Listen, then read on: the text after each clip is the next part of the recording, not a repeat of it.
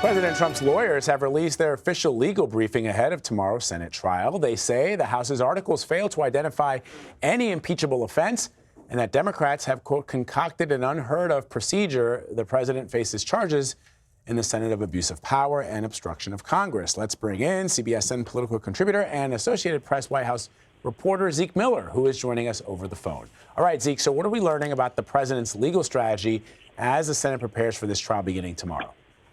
Well, we're seeing a lot of the same rhetoric that we saw in the response to the summons that the White House issued on Saturday, but also we're seeing the beginnings of the outlines of the president's legal strategy as well.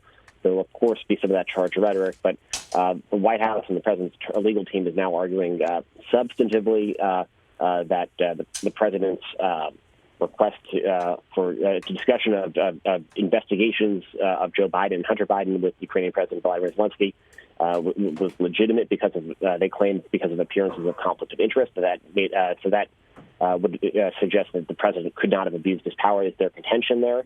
And then secondarily, there's sort of a number of procedural claims on the part of the president's legal team, arguing that the articles of impeachment they claim are structurally deficient, that the Senate has no choice but to acquit the president. Otherwise, it would severely affect the dynamic between the Senate, the legislative branch, and the executive branch, and undermine the Constitution. Is their contention there? So a lot of multi-pronged defense, both politically, but a lot of rhetoric, and then also the beginnings of the outlines before the Senate trial begins of some of the substantive arguments that we're going to be hearing from the president's legal team in the days and weeks ahead.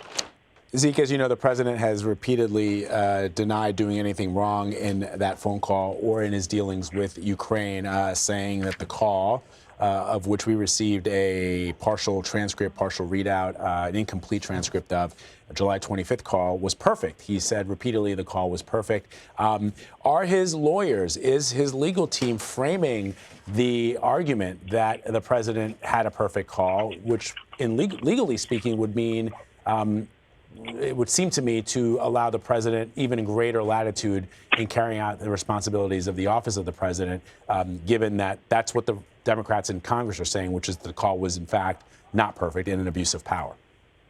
Yeah, it's a little bit of both there. We're certainly hearing from the president's legal team that they contend that the president is making legitimate inquiries on the call in this conversation with Ukraine, and that the burden of proof that there's anything illegitimate falls onto Democrats to show that there was no legitimate purpose. And they say that the Democrats have not brought forth that evidence. They're sort of twisting that argument around in the president's defense.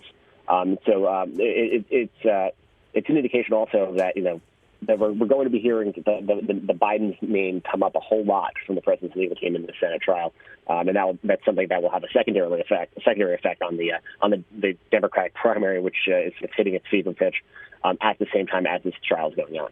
And so, what are they saying about the information that has been released recently by some of the individuals close to the president's personal attorney, Rudy Giuliani, like Lev Parnas, understanding, of course, that he's being looked at. He's not the most credible of witnesses, but there has been a lot of information that has been released by the House of Representatives, and I wonder if the president's legal team is addressing some of that evidence.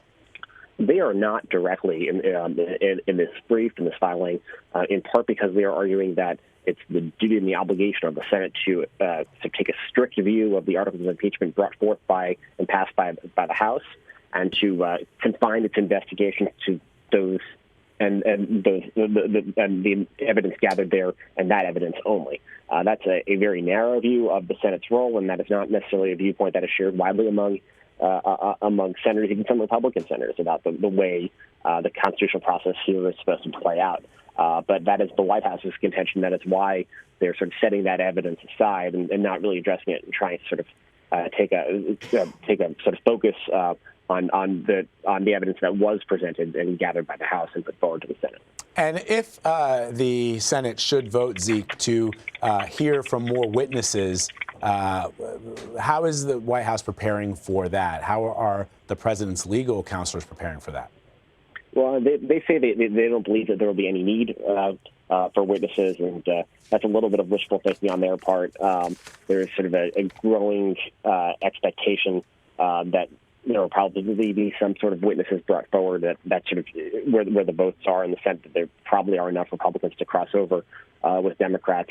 But the White House says they're preparing for every eventuality, and that if there are witnesses called, and Democrats want some of their witnesses, whether it be John Bolton or others who maybe some who've already spoken to the House, to come back, it's going to be a two-way street. So the language that the White House has used, that means they're going to expect to try to call some of their own witnesses. That may be the Bidens, that may be people like Adam Schiff. So this could very quickly spiral, and this trial that both that the White House and Mitch McConnell would like to have done in just a few weeks could very well extend even further. All right, Zeke Miller for us. As always, Zeke, we thank you, my friend. Thank you.